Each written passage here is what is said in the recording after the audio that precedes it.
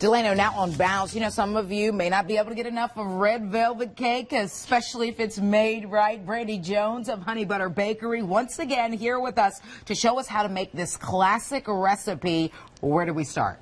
Well, you start with your room temperature butter, and you have some sugar here together, and you want to cream the two together. Okay. And get a nice cream. About how long do you do this? It really depends. For TV's sake, about 2-3 seconds, but but in natural, you maybe about 2 or 3 minutes to get a good cream together. Yeah. You really want to get that creamy texture. Right, to get the creamy texture. And that's important, right? So that your cake is moist. Yes, you want a moist cake. You want to, and you want to make sure all the ingredients are coming together. Okay. And everything gets smooth. So when it gets smooth, that's when you add in your eggs. And if you have more than one eggs, depending upon your recipe, you do them one at a time. So that way they are well incorporated.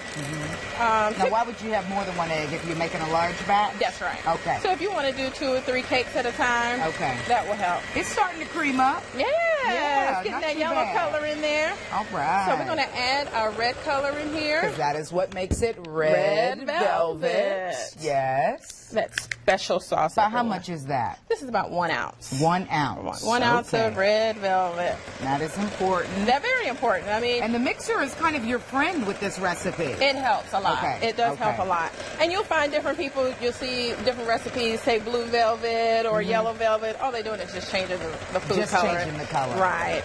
So I like the classic. Let's stick with red velvet. That's it, right. Yeah. So you want to add your flour. Okay. And you start with flour to make sure it's all incorporated. Okay. So you want to start with the flour, and you're going to add it in stages? Yes. Okay. So you're going to alternate with the buttermilk. Okay, flour and buttermilk. And this recipe calls for baking soda. So with anytime you have buttermilk, there's an acid you need to incorporate into the recipe. Okay, and so that's 1.5 minutes.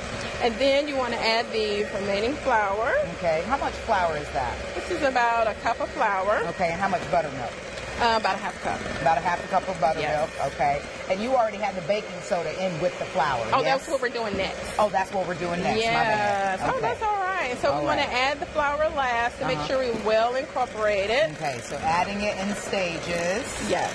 None of this is Team No Sugar friendly, but everyone else is going to partake of this. That's right. Okay, so what are we doing here? So we're just mixing it up because you see as everything went against the walls of the bowl, we want to make sure everything's well incorporated. Don't want any lumps. No lumps. No lumps. Smooth cake. Smooth batter. And when you're doing it at home, a minute here. When you're at home, you can definitely take your time. You want to add the baking soda, baking powder. You see that Alka-Seltzer look you get into there? Okay, what was that, water? Baking soda and vinegar. Vinegar, there we go. Why is this? It's the red velvet way, especially with the buttermilk. You want to make sure you got the acid in there. So basically she's saying, because I said so. So just follow the recipe.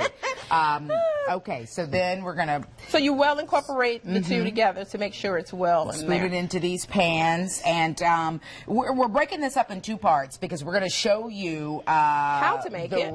Yeah, we're going to show you how to make it. And we're going to finish up with the icing, that cream cheese icing. Oh, yes. That is so amazing.